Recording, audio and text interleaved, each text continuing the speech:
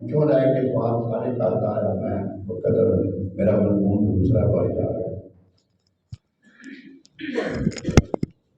وہ سوال کرتا ہے عیسیٰ علیہ السلام نے پوچھا کہ وہ نبی حضرت عیسیٰ علیہ السلام نے فرمایا کہ وہ اللہ پاک ایک نبی رحمت للعالمین کو دنیا میں بھیجنے والا ہے جو ہمیں اللہ کے ارادے کی خبر دے گا۔ موسیٰ علیہ السلام کی کتاب توریت میں لکھا سوال کی تھا، آپ نے فرمایا حق ہے کہ اللہ نے یہی فرمایا ہے لیکن میں وہ نہیں۔ جب انہوں نے عیسیٰ علیہ السلام کو مردہ زندہ کرتے دیکھا، کوڑیوں کو شفا دیتے دیکھا، اندھوں کو بینائی عطا کرتے دیکھا، مٹی کے پرندے بنا کے پھونک مار کے زندہ کر کے اڑاتے دیکھا، انہوں نے سمجھا شاید یہ وہی نبی آخر الزمان ہے جس کا ذکر توریت میں ہے۔ آپ نے فرمایا لوگوں اللہ نے ایسا ہی وعدہ کیا تھا لیکن میں وہ نہیں ہوں، وہ پیدائش میں مجھ سے پہلے ہے اور ظہور میں میرے بعد ہے، وہ ختم نبوت کا تاج پہن کر آئے گا۔ تفصیل کے ساتھ میں سارا چھوڑ رہا ہوں، میں صرف ایک بات یہاں سے لے لی ہے۔ حضرت ان لوگوں نے پوچھا کہ وہ نبی کب آئے گا؟ میں نے کہا کہ اس وجہ سے اس جو کتاب حق تھی اسے بائبل سے نکالا گیا، میں وہ وجہ آپ کو بتا رہا ہوں۔ عیسائیوں، کتاب کے عالموں، اہل کتاب جو اپنے آپ کو سمجھتے جو پڑھے لکھے اپنے آپ کو سکالر سمجھتے ہو اور کوشش کر رہے ہو کہ مسلمان نوجوانوں کو معاذ اللہ گمراہ کر دیں، یہ وجہ تھی کہ تمہارے بڑوں نے اس کتاب برنباس کو بائبل سے نکال دیا۔ وجہ اس میں یہ تھی کہ حضرت عیسیٰ علیہ السلام سے انہوں نے پوچھا کہ وہ نبی کب آئے گا؟ آپ نے فرمایا جب اللہ مجھے دنیا سے اٹھا لے گا اور شیطان اپنے ملعون فتنہ کو پھیلا دے گا، یعنی عقائد خراب کر دے گا، گمراہ کر دے گا، حتیٰ کہ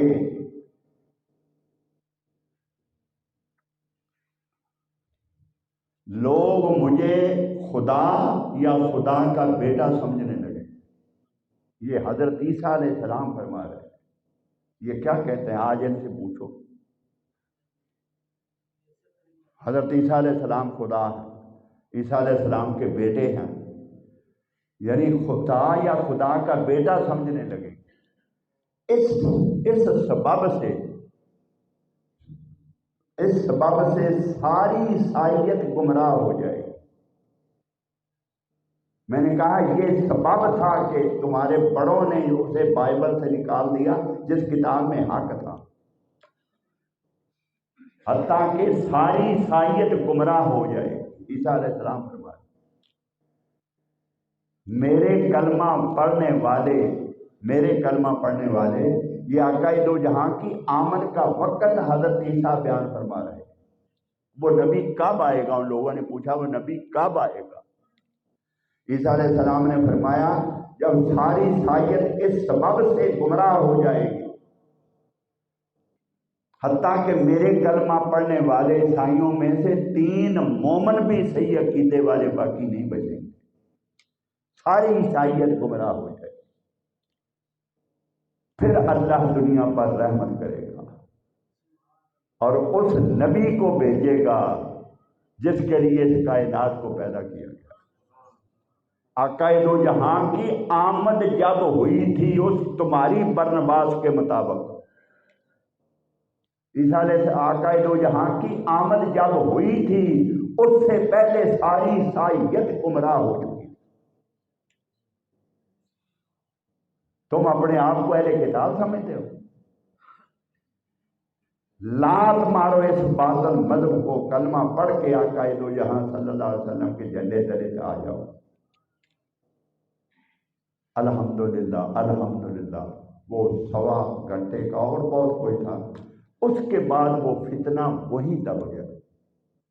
کبھی کسی نے جرت نہیں کی کہ ہم اہل کتاب ہیں، ہم انہی برتنوں میں کھائیں گے پیئیں گے جن برتنوں میں مسلمان کھاتے ہیں۔ نوجوانوں کو سمجھ آ گئی ساری بات کہ وہ فتنہ وہاں دب گیا۔ تو بات یہ ہو رہی تھی کہ جس میں حق تھا، جو حق تھا وہ آقا دو جہاں صلی اللہ علیہ وسلم کی عظمت تھی، وہ حضور صلی اللہ علیہ وسلم کی شان تھی، جس کو سارے انبیاء آگاہ کرتے آئے اپنی اپنی اقوام۔ اب ہم اصل مضمون کی طرف آتے ہیں۔ آقا دو جہاں صلی اللہ علیہ وسلم جب اللہ کی بارگاہ میں سب کچھ بیان یہاں تک ہو چکا تھا، اس کے بعد ذکر کرتے ہیں کہ حضور صلی اللہ علیہ وسلم اللہ کی بارگاہ میں تشریف لے جب حاضر ہو گئے، سارے جلوے بے نقاب ہو گئے، پردے اٹھ گئے، بود ختم ہو گئے، فاصلے ختم ہو گئے، او ادنا سارے فاصلے ختم ہو گئے۔ پھر کیا ہوا؟ او ادنا، پھر دونوں حتیٰ یا الہ نہیں لگایا، حتیٰ کے دو کمانوں کا فاصلہ، یا الہ اگر یہ ہوتا تو یہ فرق رہ جانا تھا، یعنی قرب محدود ہو جانا تھا کہ حتیٰ کہ اتنا فاصلہ رہا۔ اللہ کی ذات فاصلے مٹانا چاہتی، اپنے اور محبوب کے درمیان جو فاصلے وہ مٹانا چاہتی تھی۔ اب صرف ایک فاصلہ رہا کہ وہ خدا رہا، یہ مصطفیٰ رہا، وہ محبوب رہا، معبود رہا، یہ عبد رہا، وہ عطائیں کرنے والا، یہ ان عطاؤں پہ ناز کرنے والا، وہ عطا کرنے والا، یہ تقسیم کرنے والا۔ اس فرق کے سوا، اس فرق کو جو مٹائے، خدا ہے، نبی ہے، اس فرق کو جو مٹائے وہ کافر ہے۔ سمجھ لو اس بات، وہ معبود ہے، یہ عبد ہے، عطائیں وہ کرتا ہے، اور یہ بھی حقیقت ہے کہ تقسیم یہ کرتا ہے۔ عطائیں اس کی ہوتی ہیں، تقسیم یہ کرتا ہے۔ فرمایا انما انا قاسم واللہ یؤتی، میرا اللہ مجھے عطا کرتا ہے، تقسیم فقط میں کرتا ہوں۔ اس منصب پہ آقا دو جہاں صلی اللہ علیہ وسلم فائز ہوئے، وہاں پہنچ گئے۔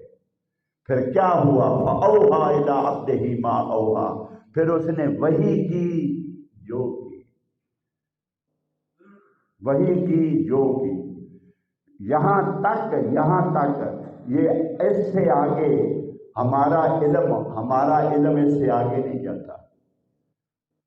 اب وہ اہل معرفت ہیں جو یہ بیان کرتے ہیں کہ رب العزت نے فرمایا محبوب کیا لائے؟ التحیات للہ والصلوات والطیبات۔ اللہ رب العزت، میں عاجزی لایا، میں انکساری باری تعالیٰ لایا تیری بارگاہ۔ رب العزت نے فرمایا تجھ پہ سلامتی ہو، اللہ کی برکتیں ہوں، اللہ کی رحمتیں ہوں۔ فرمایا اللہ رب العزت نے فرمایا، میں نے جلدی اس لیے یہ چیزیں جو میں بیان نہیں کیا تھا کہ وقت کم تھا۔ رب العزت نے فرمایا السلام علیکہ ایھا النبی، اس مقام پہ فرمایا السلام علیکہ ایھا النبی، اے نبی تجھ پہ سلام ہو۔ یہ رب العزت کا جملہ، اے نبی محبوب میرے، اے میرے محبوب تجھ پہ سلام ہو۔ السلام علیکہ ایھا النبی ورحمۃ اللہ وبرکاتہ، تجھ پہ سلامتی ہو اور اللہ کی برکتیں ہوں تجھ پر۔ جب اللہ رب العزت کی بارگاہ سے یہ جملہ سنا آقا دو جہاں کی ذات نے کہ رب فرما رہا السلام علیکہ ایھا النبی، اے نبی تجھ پہ سلام ہو، تجھ پہ رحمتیں ہوں، تجھ پہ برکتیں ہوں۔ اور پھر آقا دو جہاں نے عرض کی تنہا مجھ پہ نہیں، السلام علینا وعلی عباد اللہ الصالحین، میری امت کے جو صالحین ہیں ان پر بھی برکتیں۔ ان پر بھی سلام ہو۔ وعدہ یہ وہ جملہ جو کہا جاتا ہے کہ جنوں عرشاں تے جا کے بھی بھلیو نہ، جنوں عرشاں تے جا کے بھی بھلیو نہ، اس امت پیاری دا واسطہ ہے۔ یہ وہ موقع تھا، یہ وہ موقع تھا، اس جگہ پہ آقا دو جہاں صلی اللہ علیہ وسلم تشریف لے گئے، جس کے لیے ساری عمر گزاری تھی، جس مرحلے کے لیے، جس دیدار کے لیے کئی ماہ تک غار حرا میں گزارے۔ حضرت خدیجہ الکبریٰ 8 دن کا کھانا رکھائیں اور 10 دن کے بعد نیا لے کے گئیں، اگلا وہی پڑا تھا، آقا دو جہاں سجدے میں تھے۔ 8 دن کے بعد پھر تازہ لے کے گئی۔ فرماتے ہیں جب میں وہاں پہنچی تو وہ کھانا 8 دن پہلے کا رکھا ہوا موجود تھا، آقا دو جہاں وہی سجدے میں تھے۔ یہ سب کچھ کیا تھا؟ یہ اس کے جلوے کے لیے تھا، یہ رب العزت کے لیے تھا، اس کے قرب حاصل کرنے کے لیے تھا، اسے پانے کے لیے تھا۔ یہ اس کی جدائی میں تاجدار کائنات صلی اللہ علیہ وسلم نے وہ وقت جو گن کے لمحات گزارے تھے، اور یہ انعام آقا دو جہاں کے لیے خاص تھا، یہ انعام آقا دو جہاں کے لیے خاص تھا۔ معراج ابراہیم کو بھی نصیب ہوا، معراج ابراہیم کو بھی نصیب ہوا۔ کہاں؟ آتش نمرود میں جب تھے تو فرماتے ہیں کہ صبح شام اللہ کا سلام آتا تھا۔ ارے انہیں جلوہ وہاں عطا ہوا، موسیٰ کو طور پہ جلوہ عطا ہوا، یوسف کو کنویں میں جلوہ عطا ہوا، یونس کو مچھلی کے پیٹ میں جلوہ عطا ہوا، عیسیٰ علیہ السلام کو چوتھے فلک پہ عطا ہوا۔ رب العزت نے اپنے حبیب صلی اللہ علیہ وسلم کو اپنی بارگاہ میں وہاں بلایا جہاں نہ کوئی نوری تھا، نہ کوئی بشری تھا، وہاں سب فاصلے ختم ہو گئے تھے۔ صفات کے پردے میرے آقا عبور فرما گئے، سب پردے عبور فرما گئے۔ اس بارگاہ میں پہنچے تو پھر اتنی جب بلندی پہ آدمی پہنچ جائے پھر کوئی یاد رہتا؟ ایم این اے جیت جاتے ہیں، ایم این اے جب الیکشن جیت جاتے ہیں وہاں جا کے وزیر بن جاتے ہیں، وہاں وزیر بن جاتے ہیں، پھر کوئی واپس پلٹتا ہے؟ آپ اگر پیچھے جائیں تو وہ آپ کو پہچانتے ہیں؟ یہ تو وہاں اسلام آباد بیٹھے ہیں، جب اس منصب پہ پہنچے تو پچھلا سارا بھول گیا۔ وہ ذات اللہ کی بارگاہ میں تشریف لے گئی تھی۔ جب وہ انعام عطا ہوا جس انعام کے لیے 1,24,000 پیغمبر ترستے رہے، رب العزت نے فرمایا السلام علیکہ ایھا النبی ورحمۃ اللہ وبرکاتہ، اے نبی تجھ پہ سلام ہو، تجھ پہ رحمتیں ہوں، تجھ پہ برکتیں ہوں۔ میرے آقا نے جواباً عرض کیا باری تعالیٰ تنہا مجھ پر نہیں، وعلی عباد اللہ الصالحین، میری امت کے جو صالحین ہیں باری تعالیٰ انہیں بھی اس میں شمار فرما۔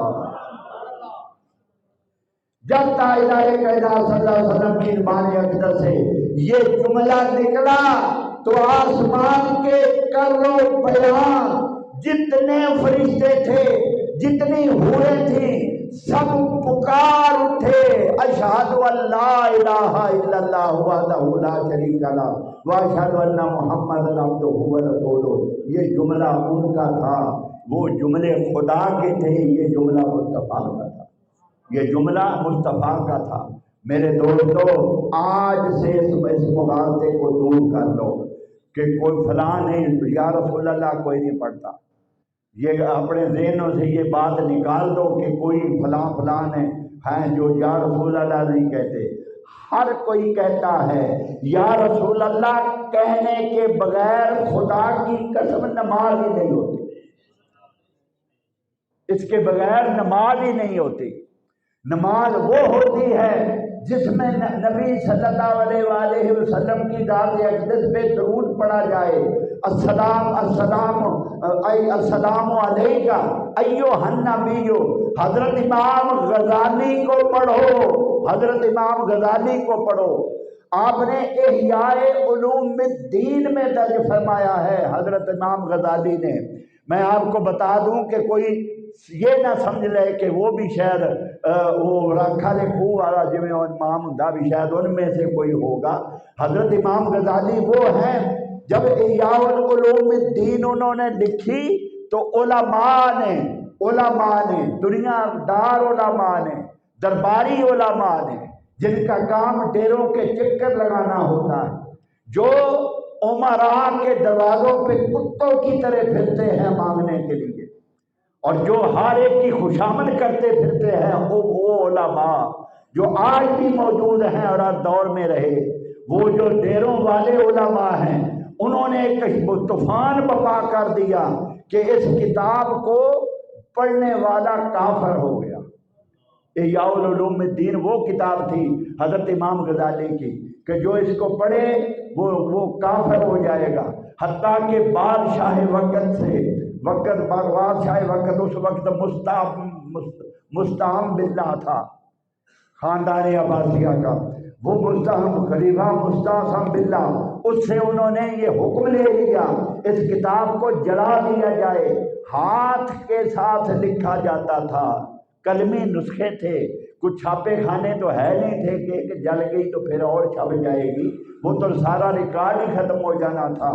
جب حکم آ گیا کہ اس کتاب کو جلا دیا جائے، صبح اس کتاب کو جلایا جانا تھا، حضرت امام غزالی سجدے میں پڑ گئے کہ اے باری تعالیٰ، یا رسول اللہ، میں نے اس کتاب کو آپ کے دین کے لیے لکھا تھا، آپ جانتے ہیں کہ میں ساری عمر نہ لگائی اس کتاب کو لکھنے کے لیے، میں حق کو تلاش کر کے اس میں درج کرتا رہا، آنے والی نسلیں حقیقت سے آگاہ ہو جائیں، اگر یہ کتاب صحیح نہیں تھی تو مجھے آپ منع فرما دیتے، میری تو جان بھی حاضر ہے، مجھے قتل کر دیا جائے، مجھے سزائے موت دی جائے، میں سب کچھ سہ لوں گا، میرا سب کچھ حاضر ہے، لیکن یا رسول اللہ یہ آپ کا دین ہے۔ اگر یہ لوگ اہل حق کے سامنے غالب اس طرح آتے رہے، رکاوٹیں کھڑی کرتے رہے، تو پھر دین کو پڑھے گا کون، آگے پہنچائے گا کون، دین پہنچے گا کیسے؟ امام غزالی فرماتے ہیں رات کو خواب میں آقا دو جہاں تشریف لے آئے، حضور ساجدہ کائنات تشریف لے آئے، آپ کے ساتھ ابو بکر بھی تھے، عثمان غنی بھی تھے، عمر فاروق بھی تھے، حیدر کرار بھی تھے، حضرت جابر بھی تھے، حضرت ابو ہریرہ بھی تھے، کتنے صحابہ کا جمع غفیر تھا۔ آقا دو جہاں ان کے ہمراہ آپ تشریف لے آئے اور آپ نے فرمایا غزالی وہ کتاب تو دکھا جو تو نے لکھی ہے۔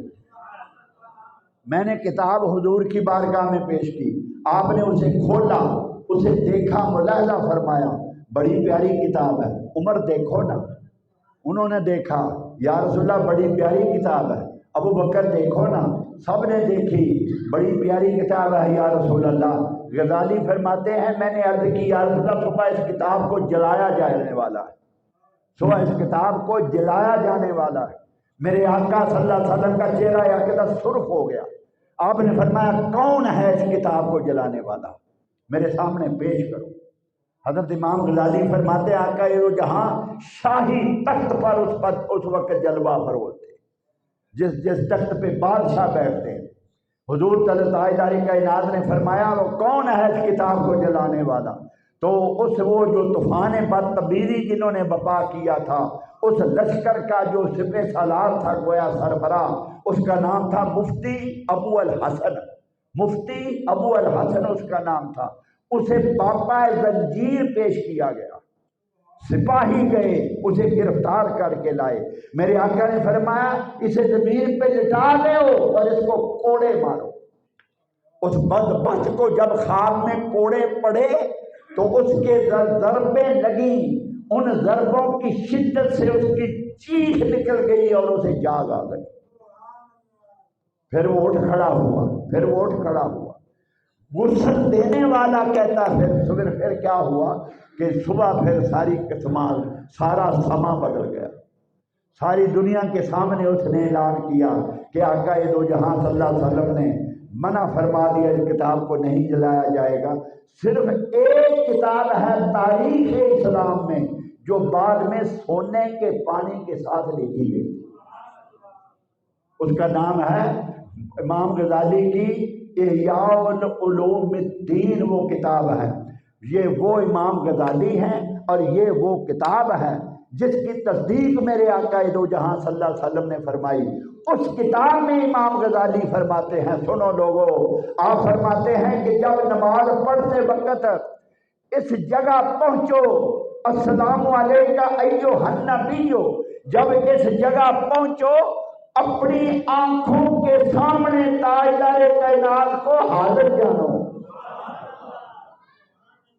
میں حضور صلی اللہ علیہ وسلم کے سامنے بیٹھا ہوں اور آقا دو جہاں جلوہ افروز ہیں. میں آپ کی بارگاہ میں دو زانوں بیٹھا ہوں. ایسے پڑھو اور اس وقت یہ جانو کہ میں حضور کی بارگاہ میں بیٹھا ہوں، خواب میں نہیں بیداری میں بیٹھا ہوں اور میں حضور کی بارگاہ میں سلام عرض کر رہا ہوں سامنے بیٹھ کر. آقا دو جہاں کو حاضر جانو اور پھر یہ جملہ کہو، گویا تم آنکھوں سے مصطفیٰ کو دیکھ رہے ہو. یہ تصور کرو اور پھر کہو السلام علیکہ ایھا النبی، اے نبی تجھ پہ سلام ہو، اے نبی تجھ پہ سلام ہو. یہی ہوتا ہے یا رسول اللہ. اے اللہ کے رسول، اے اللہ کے رسول. اب کون کہہ سکتا ہے کہ میں یا رسول اللہ نہیں پڑھتا؟ یا رسول اللہ کہو گے تو نماز ہوگی، ایھا النبی کہو گے تو نماز ہوگی. باقی سب کچھ آپ نے کیا. پوری نماز پورے اول سے آخر تک دیکھ لو نماز میں کیا پڑھتے ہو. نماز میں کیا ہے؟ سبحانک اللہ. آپ نے آ کے وضو کیا، صاف کپڑے پہنے، اللہ کے گھر میں آئے، نیت کی 4 رکعت نماز فرض، وقت نماز فلاں بندگی اللہ تعالیٰ کی، منہ طرف کعبہ شریف کے، اللہ اکبر. آپ نے ہاتھ باندھ لیے. پھر کیا پڑھا؟ سبحانک اللہم و بحمدک و تبارک اسمک و تعالی جدک و لا الہ غیرک. اللہ رب العزت کی تعریفیں کی. پھر سورہ فاتحہ پڑھی، الحمدللہ رب العالمین الرحمن الرحیم. حمد اس ذات کی، تعریف اس ذات کی جو سارے عالمینہ کا رب ہے. الرحمن الرحیم، وہ رحمان بھی ہے وہ رحیم بھی ہے. مالک یوم الدین، وہ آخرت کا مالک ہے، یوم آخرت کا مالک ہے. ایاک نعبد و ایاک نستعین، باری تعالیٰ تجھ سے مدد مانگتے ہیں اور تیری ہی عبادت کرتے ہیں. اہدنا الصراط المستقیم، ہمیں سیدھے راستے پہ چلا. صراط الذین انعمت علیہم، ان کے راستے پہ چلا جن پہ تیرا انعام ہوا. غیر المغضوب علیہم ولا الضالین، ان کے راستے پہ نہ جانے دے جن پر تیرا غضب ہوا. اللہ کی تعریف پوری نماز میں کر رہے ہیں، پوری نماز میں خدا کی تعریف کر رہے ہیں. پھر وہ آپ رکوع میں جاتے ہیں، سبحان ربی العظیم، سبحان ربی العظیم، اللہ کی تعریف ہو گئی. پھر سجدے میں یا سمع اللہ لمن حمدہ، اللہ کی تعریف، ربنا لک الحمد، اللہ کی اطاعت و فرما برداری. سجدے میں گئے، سبحان ربی الاعلیٰ. آپ پوری نماز میں آپ نے کیا پڑھا؟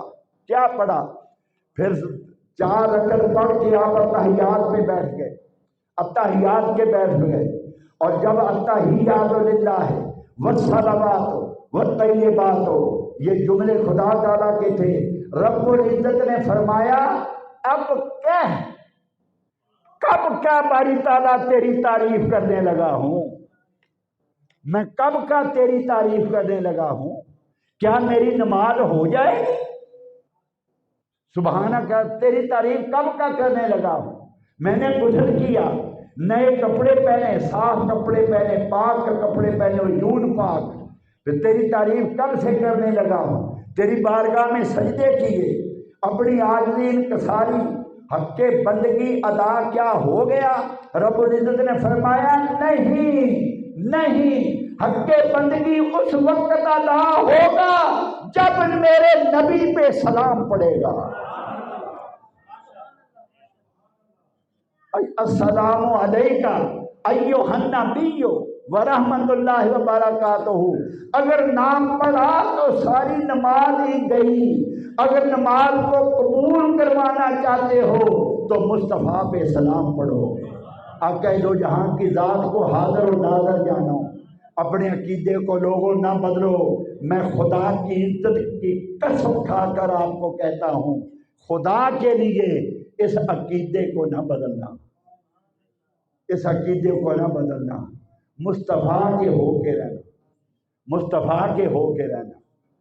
جو نادانی میں لوگ، کچھ لوگ نادانی میں وہ نعت بھی نہیں بولتے، کہتے ہیں ہاں، کہتے ہیں کہ نظم پڑھو۔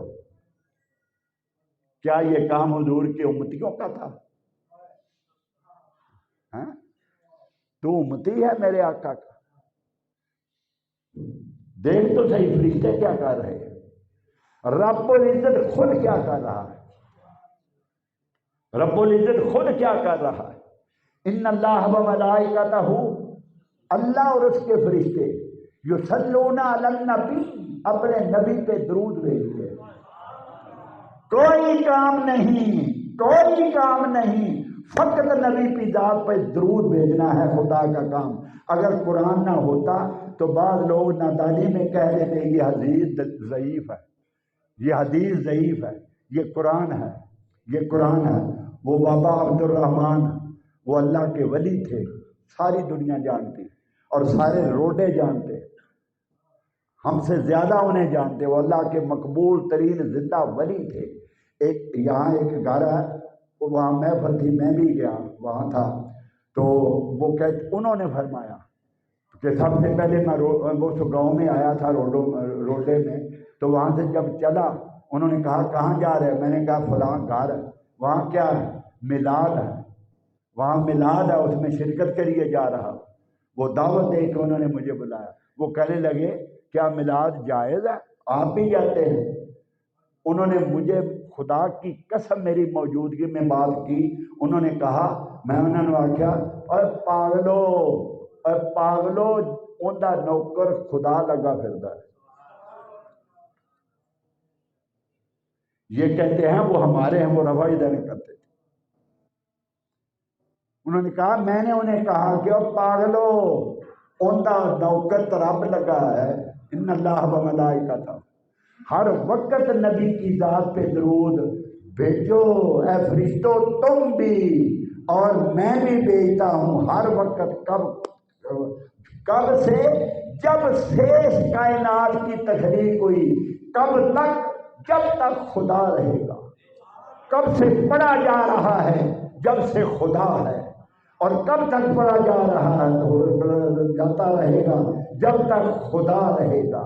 اور مومنوں تمہیں مبارک ہو، اللہ نے اس کام میں تمہیں بھی شریک کر لیا، اللہ نے اس کام میں تمہیں بھی شریک کر دیا۔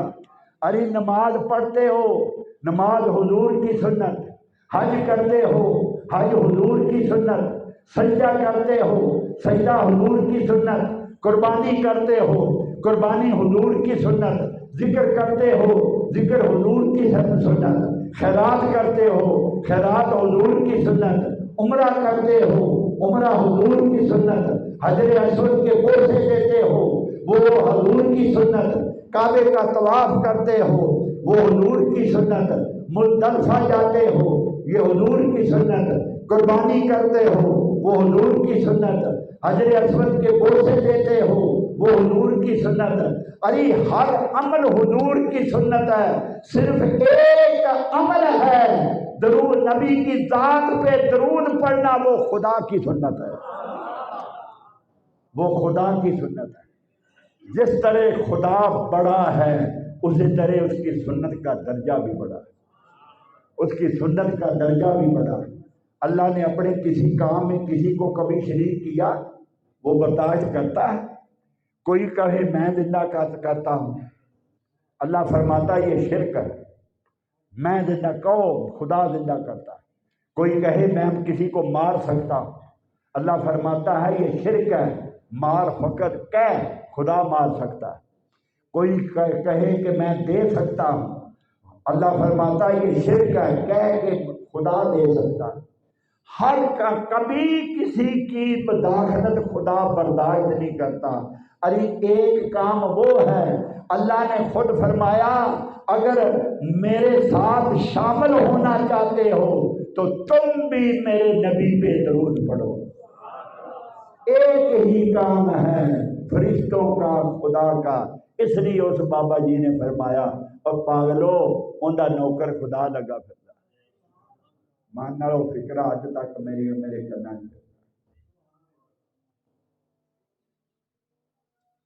نادانوں وہ رفائی دین کرتا تھا، اسے ہم برا نہیں جانتے، امام ائمہ تھے، کرتے رہے، یہ سب کچھ ہوتا رہا، یہ ائمہ کرام کرتے رہے، کوئی کچھ کا کوئی کیسے نماز پڑھتا تھا، کوئی صرف ایک بات ایسی ہے جس نے تمہیں کسی بات کا نہیں چھوڑا، تمہیں اس ایک جملے نے، اس تمہارے عقیدے نے، اس تمہاری عادت نے تمہیں کہیں کا نہیں چھوڑا کہ مصطفیٰ کا دامن چھوڑ چکے ہو۔ مصطفیٰ کا دامن نہ چھوڑو خدا کے لیے، میرے آقا کا دامن نہ چھوڑو خدا کے لیے۔ اللہ کی عزت کی قسم، اللہ کی عزت کی قسم، اللہ کی عزت کی قسم، میں 3 دفعہ میرے رسول پہ قدم اٹھا کر کہہ رہا ہوں، میں نے ایک میسج مجھے آیا، میرے پاس ڈاؤن لوڈ ہے، میسج آیا کہ ایک مولوی صاحب نے، انہیں خط آیا کہیں سے خط آیا کہ حضرت صاحب ہمارے ہاں کرم فرماؤ ہم پر کہ ہم میلاد کرانا چاہتے ہیں، ہمارے گاؤں کا ایڈریس فلاں ہے، فلاں گاؤں ہے، اس میں ہم میلاد کرانا چاہتے ہیں، اگر مہربانی فرمائیں آپ کو آنے جانے کا خرچہ ہم پیش کریں گے، ریل گاڑی پہ بیٹھے فلاں اسٹیشن پہ آ کے اتریں، آگے تانگا آتا ہے، یہاں تشریف لائیں، ہم آپ کا خطاب، ہم نے میلاد کرانا، خطاب کروانا چاہتے ہیں۔ وہ مولوی صاحب فرماتے ہیں میں چلا گیا، وہ ان میں سے نہیں تھا جنہیں 60,000 پہلا مانگتے پٹھے منہ جیسا۔ حرام زادیو، آقا دو جہاں صلی اللہ علیہ وسلم کی ذات اقدس کو منہ کیا دکھاؤ؟ بدبختو، تم علماء نہ کہلاؤ، تم کنجر کہلاؤ۔ یہ دین کے دشمن ہیں لوگوں، خدا کے واسطے میں آپ کے ساتھ ہاتھ جوڑتا ہوں۔ جو کہتے ہیں کہ اتنے لوگ وہ عالم نہیں ہیں، وہ دین کا دشمن ہے۔ دین والے ایسے نہیں کرتے، دین کوئی نہیں بیچتا، ان بدبختوں سے دور رہا کرو۔ وہ جو بانڈ ہوتے ہیں یا جو ایسے ہوتے ہیں وہ پیسے مکاتے ہیں، ہم اتنے لیں گے پھر وہ مولوی صاحب فرماتے ہیں میں چلا گیا، اسٹیشن سے اترا اور پھر میں نے تانگا لیا، وہاں سے اور بھی سواریاں تھیں، میں اس گاؤں میں جا اترا، جو اس نے نام لکھا بتایا تھا تو وہ میں نے اس کا نام پوچھا، وہاں پہنچ گیا۔ جب پہنچا انہوں نے کچھ پیسے مجھے پیش کیے، انہوں نے کہا کہ حضور جو تکلیف آپ کو دی ہے اس کی معذرت اور یہ آپ کا خرچہ ہے، آپ تشریف لے جائیں۔ میں نے کہا کیوں بھائی؟ انہوں نے کہا کہ 90% یہاں مرزائی لوگ ہیں، 90% مرزائی ہیں، انہوں نے ہمیں روک دیا، زمینوں کے مالک ہیں، ہم غریب ہیں، وہ بہت بڑے امیر ہیں، انہوں نے کہا کہ تمہیں چھوڑیں گے نہیں، اگر تم میلاد کراؤ گے تو نہیں ہونے دیں گے، اس لیے آپ تشریف لے جائیں۔ میں نے کہا خدا کے لیے ایسا نہ کرو، حضور کا میلاد ہے، آقا خوش ہوں گے۔ پھر کیا ہوا؟ پھر میں نے کہا انہوں نے پھر معذرت کی، میں نے کہا کہ یہاں کوئی ایسا آدمی ہے یعنی جو جرم کرتا ہو، جس سے لوگ ڈرتے ہو، جس کا بہت زیادہ علاقے میں روب ہو، جو ڈاکے مرواتا ہو، چوری کراتا ہو، کوئی ایسا؟ انہوں نے کہا ہاں، थोड़े फासले पे एक गांव है, उसमें एक नूरा डाकू है, नूरा डाकू वो है। मैंने कहा चलो मेरे साथ, हम उसके यहाँ चले गए। तो हमें मिला, वो उठ के थोड़ा बाहर आया, उन्होंने मुझे देखा कि अब वो कोई बहुत बड़ी हस्ती है, मौलवी साहब फरमाते हैं। तो जब मिला, हाँ जी, मैंने उन्हें कहा कि भाई ये मिलाद करवाना चाहते हैं अपने गांव में। मुझे इन्होंने खत लिखा, मैं आया तो अब इन्होंने ये माजरत कर दी, मजबूरी है ये कि वहाँ बहुत ज़्यादा लोग हैं जो मुखालिफ हैं और हमें ज़दोकोब करेंगे, हमें गांव से निकाल देंगे। तो भाई मैं आपसे ये रिक्वेस्ट करता हूँ कि आज अपनी इस ताकत को नेक काम पे खर्च कर दें। उसने कहा हजरत साहब हुजूर के नाम पे जान भी हाजिर है, चलो मैं चलता हूँ। वो आ गया, उसने मस्जिद के लाउड स्पीकर में ऐलान किया कि मैं नूरा डाकू बोल रहा हूँ, सब आगाह हो जाओ, आज मिलाद होगा होगा होगा। जिसने अपने बच्चों को यतीम करना है, जिसने अपनी बीवियों को रंडवा करना है, वो आ जाओ। मैं यहाँ खड़ा हूँ, मैं देखता हूँ कौन रुकेगा। फिर वो वहीं रहा और मिलाद हो गया, मिलाद हो गया। 2 ढाई 3 घंटे खिताब होता रहा। फिर उन्होंने लंगर पकाया था, वो तकसीम हुआ, धूमधाम से मिलाद। फिर वो मेरे पास रहा और दूसरे दिन सुबह वो गाड़ी तक मुझे स्टेशन पे छोड़ के गया। कोई बदबख्त कोई शरारत ना करे, तो वो वापस चला गया। वो कहता है कि चंद दिन गुजरे, कई इमाम शायर गुजरे, एक बारिश बुजुर्ग, सर पे इमामा, कमीज काफी नीचे तक, हाथ में तस्बीह, वो मेरे यहाँ आ गए। मैं उठ के मिला आगे से जाके, हजरत साहब आप तारफ कराएं। उन्होंने तारफ कराया, नूरा डाकू। मैंने कहा कि तू बन के क्या आ गया, तुझे तू क्या था, अब क्या हो गया? उसने कहा मैं आपका शुक्रिया अदा करने आया हूं। मेरी मुजरमाना जिंदगी थी, सबसे ज्यादा गुनाहगार मैं था।